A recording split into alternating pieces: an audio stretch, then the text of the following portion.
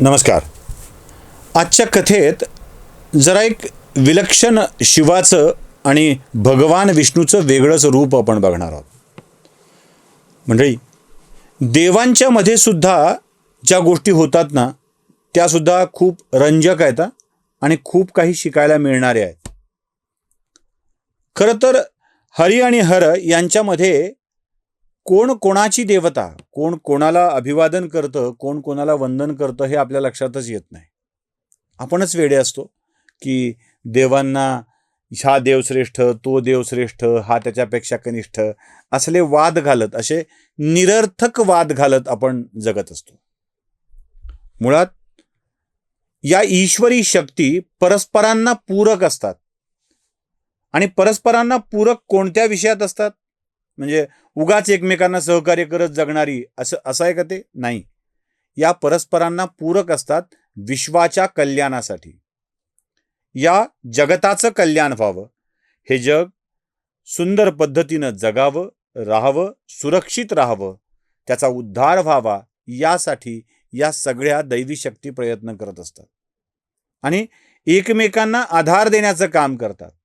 प्रत्येक जण त्याचं कर्तव्य पार पाडत असताना त्या कर्तव्य पथावर साह्यभूत होऊन येतात, बळ देण्यासाठी, प्रेरणा देण्यासाठी येतात. हे कधी? जेव्हा हा ईश्वरी अवतार मानव रूपात असतो तेव्हा. अगदी रामचंद्रांच्या प्रत्येक वाटेवर सुलभता व्हावी यासाठी भगवान शिवानी प्रयत्न केलेले आहेत.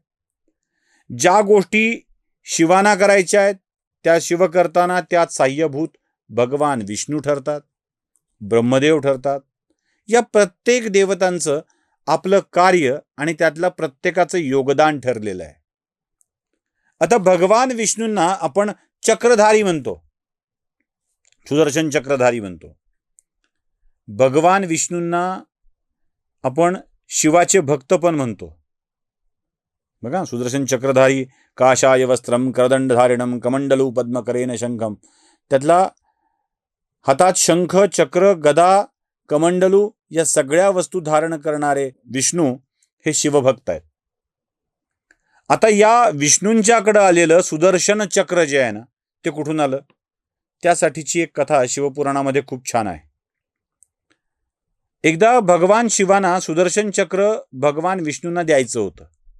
आणि ते कसं द्यायचं? एक छोटीशी परीक्षा बघायचं ठरवलं. देवही देवांची परीक्षा बघतात बरं का. आणि हे असं कुठं असतं का, असे प्रश्न विचारणाऱ्यांनी ही कथा ऐकायची नसते. कथा ऐकताना ती श्रद्धेनंच ऐकली पाहिजे.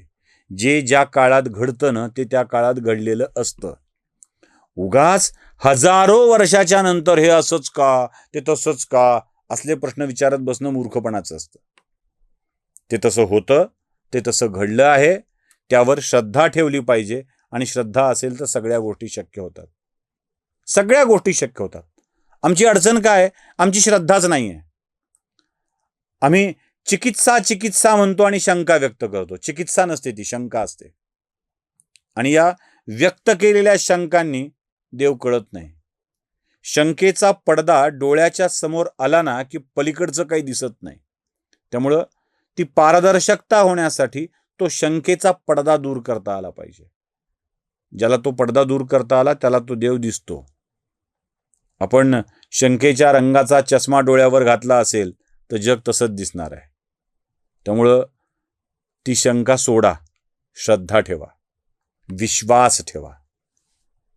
भगवान शिवांना एकदा वाटलं की आपण भगवान विष्णूची परीक्षा घेतली पाहिजे. आणि मग भगवान विष्णू जेव्हा नियमितपणे सरोवरातील सहस्त्र कमलदलांनी शिवाची पूजन करायचे, त्यांना अर्पण करायचे, तेव्हा एक दिवस भगवान शिवानी त्या सरोवरातलं एक कमलदल लपवलं. म्हणाले, बघूया हे कुठून 1000 अर्पण करतात. भगवान विष्णूंनी आजच्या पूजेत अर्पण करण्यासाठी 1000 कमलदल बघितले, पण ते 999 भरत होते. एक सापडतच नव्हतं. काय करावं, कसं करावं? मग काय, अख्खी सृष्टी फिरली, पृथ्वी फिरली, सगळीकडे फिरून झालं, पण ते कमल पुष्प काही सापडलं नाही. 1000 तर भरले पाहिजेत. करायचं काय? भगवान विष्णूचं नाव राजीव लोचन आहे ना, कमळासारखे डोळे असलेले आहे. या राजीव लोचनाने विचार केला, 999 फुलं सापडत आहेत, एक नाही सापडत आहे. करायचं काय? आपले डोळे कमळच आहेत की. एक डोळा काढायचं ठरवलं आणि तो शिवाला अर्पण करायचं ठरवलं. कारण 1000 फुलांची पूजा तर झालीच पाहिजे. जसंच आपला लोचन काढायची सुरुवात केली, भगवान शिव तिथं अवतीर्ण झाले. म्हणाले, आहे फूल आहे जाग्यावरती, तुम्ही तुमचा डोळा काढण्याची गरज नाही आहे. ते फूल दिसलं, त्याने ते अर्पण केलं आणि त्यावेळी भगवान विष्णूंनी सहस्त्रनामानी शिवाची पूजा केली. सहस्त्रनामाने. सगळीच्या सगळी 1000 नावं सांगणं जरासं कठीण आहे, पण आजच्या भागात मी तुम्हाला काही नावं सांगण्याचा प्रयत्न करतो. मग आपण थोडं पुढे जाऊया कथेच्या. शिवाच्या सहस्त्रनामातील काही नावांचा आपण विचार करणार आहोत आणि त्याचा अर्थसुद्धा जाणून घेण्याचा प्रयत्न करणार आहोत. पहिलं नाव आहे मूढ. हे मूढ नाव सुखदाता या स्वरूपातलं आहे. तो सगळ्या सृष्टीसाठी सुखदाता आहे. पुढचं रुद्र, तो दुःख दूर करणारा आहे.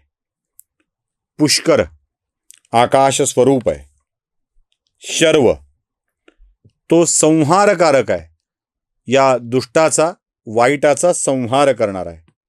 पाचवं चंद्रापीड, तो चंद्रास शिरोभूषण करणारा आहे. म्हणजे चंद्राला आपल्या शिरावर धारण करून आपल्या शिराचं भूषण वाढवणारा आहे, तो चांद्रपीड. पुढे विश्वम, सर्वस्वरूप आहे. 7वं नाव आहे दृढप्रज्ञ, तो सुस्थिर बुद्धीचा आहे, तो स्थितप्रज्ञ आहे.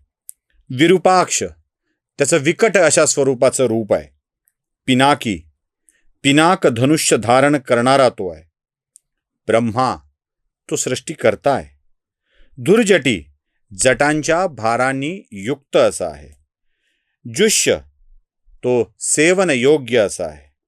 गिरिजाधव, पार्वतीचा पती आहे, गिरिजेचा पती आहे.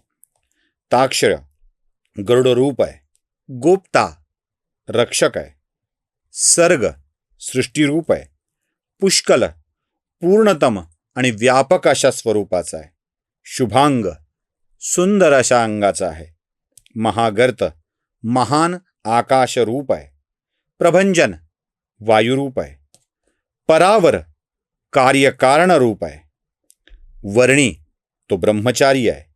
दम, दमस्वरूप आहे.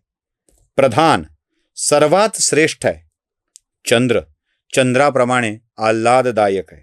वरांग, सुंदर शरीराचा. कांत, प्रियतम. वसुमना, उदार मनाचा.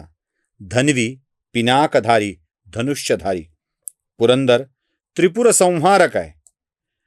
अपानिधी, जलनिधान समुद्र आहे. अधिकर्ता, विकाररहित आहे. वेत्ता, विद्वान आहे. रुची, तो दीप्ती स्वरूप आहे. स्कंद, तो स्वामी कार्तिकेय आहे. रविलोचन, सूर्यरूपी नेत्राचा आहे. ब्राह्मण, तो ब्रह्मवेत्ता आहे. धनागम, धनाची प्राप्ती करून देणारा आहे. अराग, आसक्ती शून्य आहे. शिवाला कशाचीही आसक्ती नाही. धनेश्वर, तो धनाचा स्वामी आहे. कुबेर आहे.